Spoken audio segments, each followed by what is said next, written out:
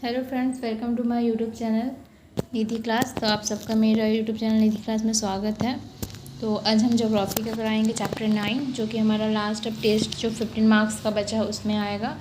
तो उसमें हमारा 8, 9, 10 और 11 आएगा। 10 का कुछ हिस्सा हमारा सेकंड यूनिट टेस्ट में आ चुका था, और जो बाकी के कुछ जो उसमें का पार्ट बचा हुआ है तो यूनिट वो आपका थर्ड यूनिट टेस्ट में आएगा।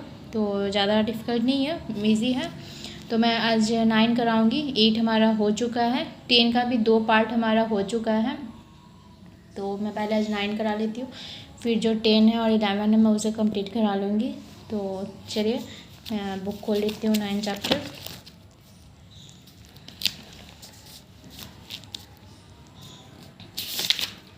नाइन्थ चैप्टर है हमारा ध्वनि प्रदूषण। तो ध्वनि मतलब क्या होता है ये सब तो आपको पता ही होगा। ध्वनि मतलब आपका साउंड होता है, जो हमारा गाड़ी रास्ते में गाड़ी चल रहे हैं उनसे जो फिर बाजा बजते हैं, रात में जो लाउड साउंड में म्यूज़िक चलाते हैं उनसे जो हमारा पॉल्यूशन निकलता है उसे हम लोग नॉइज़ पॉल्यूशन बोलते हैं। इसके क्या साइड इफ़ेक्ट्स है, मतलब इसके क्या प्रभाव पड़ता है इंसानों पर, ह्यूमन पे, तो ये सब आप लोग नॉर्मली लिख सकते हो। ज़्यादा डिफ़िकल्ट नहीं है, बट मैं क्वेश्चंस करवा दी हूँ। उतने कुछ खास क्वेश्चंस नहीं आए हैं, क्वेश्चंस भी कम ही हैं, मतलब मुश्किल से आपका 4 या 5 क्वेश्चंस होंगे। तो चलिए फर्स्ट जो हमारा ध्वनि प्रदूषण से क्वेश्चन है, तो फर्स्ट क्वेश्चन जो हमारा होगा ध्वनि प्रदूषण का, कि ध्वनि प्रदूषण किसे कहते हैं। ठीक है, तो आंसर हो जाएगा, जब शब्द मनुष्य को असहाय, यंत्रणादायक और कर्णकटु लगते हैं तब शब्द प्रदूषण कहलाते हैं। ठीक है, यानी ध्वनि प्रदूषण कहलाते हैं। मतलब जो हमारा जो म्यूज़िक चल रहा है, मान लीजिए जो म्यूज़िक चल रहा है और वो म्यूज़िक हमारे कान को अच्छा नहीं लग रहा है, बहुत ज़्यादा हमारा सर दर्द करने लग रहा है, लाउड लग रहा है म्यूज़िक, तो वो हमारा जो आपका ध्वनि प्रदूषण होता है। ठीक है, या फिर हम कहीं बाहर जाते हैं तो देखिएगा रास्ते में आपका जो हॉर्न बजता है गाड़ी का, तो वो भी हमारे कान को लगता है, बर्दाश्त नहीं होता है। तो वो सारी चीज़ जो है हमारा ध्वनि प्रदूषण है। ठीक है, सेकंड क्वेश्चन है, ध्वनि मापक यंत्र को क्या कहा जाता है। ठीक है, ध्वनि प्रदूषण जिसे हम लोग ध्वनि मापते हैं कि ध्वनि जो है कितने से कितने से आपका डेसिबल में बज रहा है, तो उससे हम लोग किस यंत्र से मापते हैं। हर चीज़ का मापने का एक यंत्र होता है, तो ध्वनि का भी मापने का यंत्र होता है जिसको हम लोग डेसिबल कहते हैं। ठीक है, तो ध्वनि मापक यंत्र को डेसिबल कहते हैं। ध्वनि की इकाई भी जो है वो आपका डेसिबल होता है, क्योंकि जब हम लिखते हैं ध्वनि इतना से, मान लीजिए आपका जो ध्वनि है, गाना आप जो चला रहे हैं वो आपका 60 है। ठीक है, तो 60 हम लोग इकाई में क्या लिखेंगे, डेसिबल। ठीक है, तो मतलब 60 डेसिबल में जो है हम लोग आवाज़ में हमारा गाना वो बज रहा है। नेक्स्ट है हमारा क्वेश्चन, ध्वनि प्रदूषण के क्या परिणाम हैं। ठीक है, तो ध्वनि प्रदूषण जो हमारा होता है जिसके कारण हम लोग को क्या इफेक्ट हमारा उससे क्या हो सकता है, तो ये हमारा क्वेश्चन है। तो आंसर हो जाएगा नंबर 1, मैंने इसे पॉइंट में लिखा है। तो नंबर 1 होगा, शब्द प्रदूषण से सुनने की क्षमता धीरे धीरे कम हो सकती है। जो लोग कल कारखानों में काम करते हैं या बहुत या ऊंची आवाज़ में गाना सुनते हैं उन्हें यह समस्या होती है। ठीक है, अब देखिए आजकल के बच्चों को क्या है, हेडफोन, कान में हेडफोन लगा लेते हैं और उनका जो 24 आवर्स से ये कंटिन्यू चलते रहता है, फ़ोन पे बात, फ़ोन पे गाना, तो जिनके कारण उनका कान खराब होने का या उनको ध्वनि प्रदूषण से कान खराब होता है, तो उनका जो कान खराब होने का जो समस्या है वो ज़्यादा रहता है। इसीलिए सब बोलते हैं कि जो अभी आप काम कीजिए वो थोड़ा सा कम साउंड में, कम आवाज़ में, धीमी आवाज़ में काम कीजिए, जिससे आपको कानों को सुनने में भी आराम लगे और हमें मीठा लगे सुनने में। सेकंड नंबर पॉइंट है, कई बार तेज आवाज़ सुनने पर गुस्सा यंत्रणकालीन महसूस होती है, जिस कारण किसी काम में ध्यान नहीं दिया जा सकता है।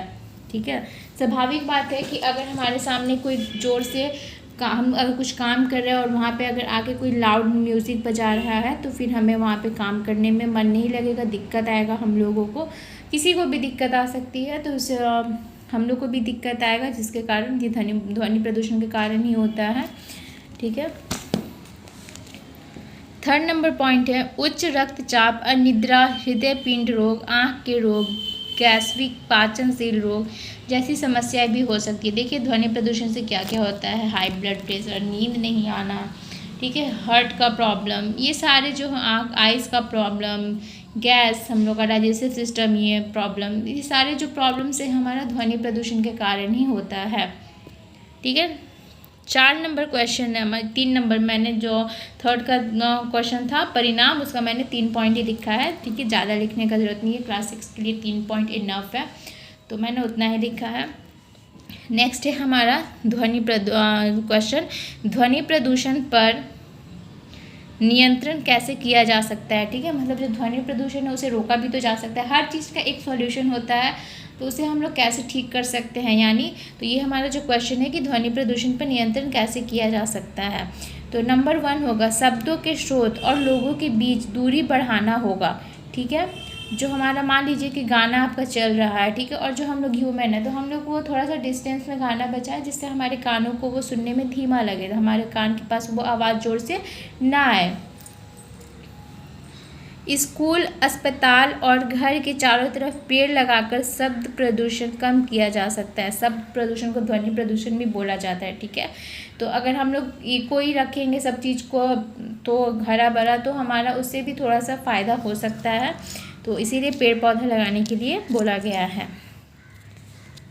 नंबर 2 है यंत्रों में तेल डालते रहना चाहिए, इससे यंत्रों के चलने पर ज़्यादा आवाज़ नहीं होगी। ठीक है, अब कोई भी मशीन आपका जब चलता है तो क्या होता है, वो धीरे धीरे आपका जब बहुत ज़्यादा चल जाता है तो धीरे धीरे वो आपका कड़ा हो जाता, आवाज़ करने लगता है। ठीक है, तो जिसके कारण उसमें हम लोग तेल डाल देते हैं तो फिर वो आवाज़ करना बंद हो जाता है और हमारे कानों को लगता भी नहीं है, तो इसलिए बोला है यंत्रों में तेल डालते रहना चाहिए।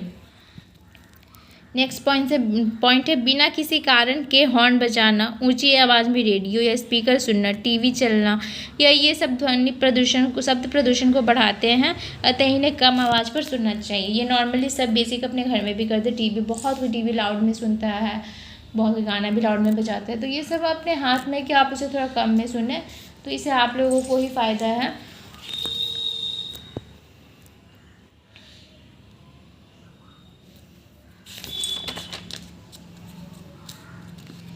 चलिए नेक्स्ट पॉइंट है ईयर प्लग लगाकर हम अनचाहे शब्दों से बच सकते हैं। सिनेमा और ऑडिटोरियम में शब्द की तीव्रता कम करने वाले यंत्र लगे रहते हैं।